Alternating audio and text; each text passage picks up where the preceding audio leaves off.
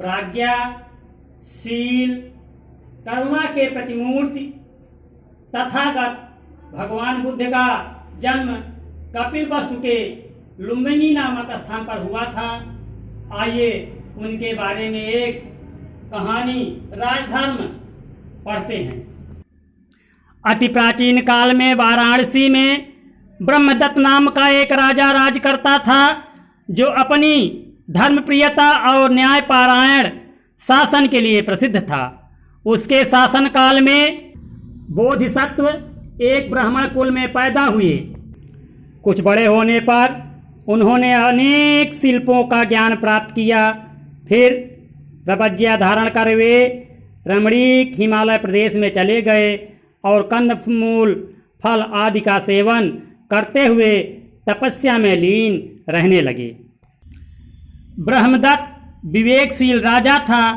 वह सत्य उचित अनुचित का सदा ध्यान रखता था। वह ऐसे व्यक्ति को ढूंढता था जो उसके दोषों को बता सके।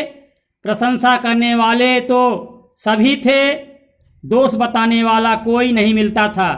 अंतःपुर, राजदरबार, नगर नगर के बाहर सभी जगह लोग राजा के गुणों का बखान करते थे, पर उसके अवगुण बताने वाला कोई नहीं था। राजा ने सोचा कि जनपद में कोई ऐसा व्यक्ति मिल जाए जो उसके दोष बता सके। अतः वेश बदल कर वह पूरे जनपद में घूमा, पर वहाँ भी उसे अपना गुण ही सुनने को मिला, दोष नहीं। फिर वह घूमता हुआ हिमालय प्रदेश पहुँचा। घने जंगलों और दुर्गम पर्वतों को पार करता हुआ वह सुरम्य हिमालय प्रदेश में स्थित बोधिसत्व के आश्रम पर जा पहुंचा। उसने उन्हें श्रद्धापूर्वक प्रणाम किया। बोधिसत्व ने राजा का कुशल क्षेम पूछा। फिर आश्रम में राजा एक ओर चुपचाप बैठ गया। बोधिसत्व जंगल में पके गोदे लाकर खाते थे। वे गोदे शक्तिवर्धक और शक्कर के समान मीठे थे। उन्होंने राजा को संबोधित कर कहा, महापुण्य, ये गोदे खाकर पानी पियो। राजा ने गोदे खाए और पानी पिया। उसे गोदे बड़े मधुर और स्वादिष्ट लगे। उसने बोधिसत्व से पूछा, भंते, क्या बात है? ये गोदे बड़े मीठे और स्वादिष्ट हैं। महापुण्य, राजा निश्चय ही धर्मानुसार और न्यायपूर्वक राज करता है, उसी से ये इतने मीठे हैं। राजा के अधार्मिक और अन्यायी होने पर तेल, मधु, शक्कर आदि तथा जंगल के फल फूल सभी कड़वे और स्वादहीन हो जाते हैं। केवल यही नहीं, सारा राष्ट्र ओज रहित हो जाता है, दूषित हो जाता है।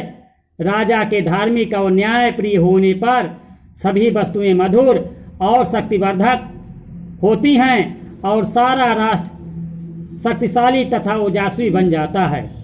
बोला, भंते, ऐसा ही होगा। ऐसा कह करके राजा बोधिसत्व को प्रणाम करके बिना परिचय दिए हुए अपने राजधानी लौट गया। और उसने सोचा कि तथागत की बात में कितनी सच्चाई है, मैं यह देखूंगा और अन्याय से, अनीति से, अधर्म से राज करूंगा, देखते हैं क्या होता है। और राजा ने ऐसा ही किया। ऐसा करने के पश्चात फिर वह एक दिन तथागत भगवान बुद्ध के आश्रम में जा करके प्रणाम करके चुपचाप बैठ गया। बोधिसत्व ने फिर पके गोदे दिए राजा को।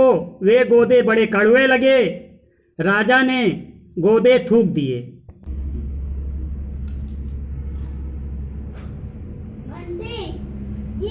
गोदे बड़े कड़वे हैं।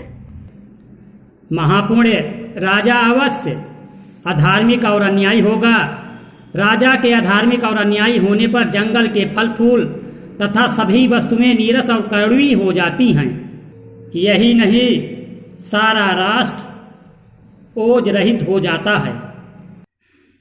राजा के और जिज्ञासा करने पर बोधिसत्व ने कहा, गायों के नदी तैरते समय बैल यदि नेता टेढ़ा जाता है तो नेता के टेढ़े जाने के कारण सभी गायें टेढ़ी जाती हैं और मार्ग से भटक जाती हैं।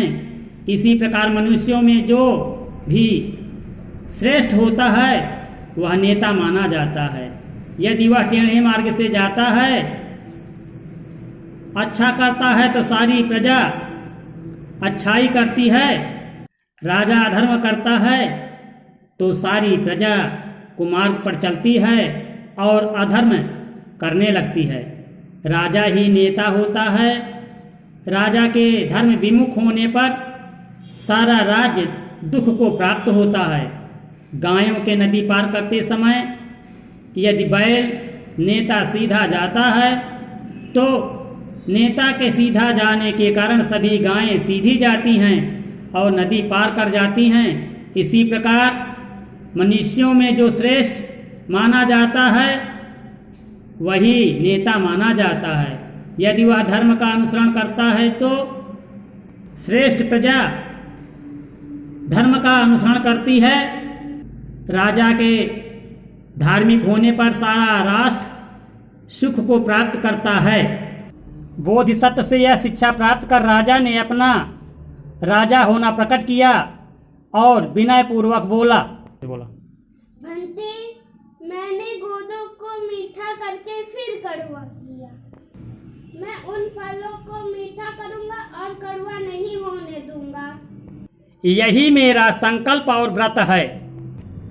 राजा बोधिसत्व को प्रणाम करके अपने राजधानी लौट गया और न्यायपूर्वक धर्म से राज्य करने लगा और उसका राज्य धन्य धान्य से भर गया।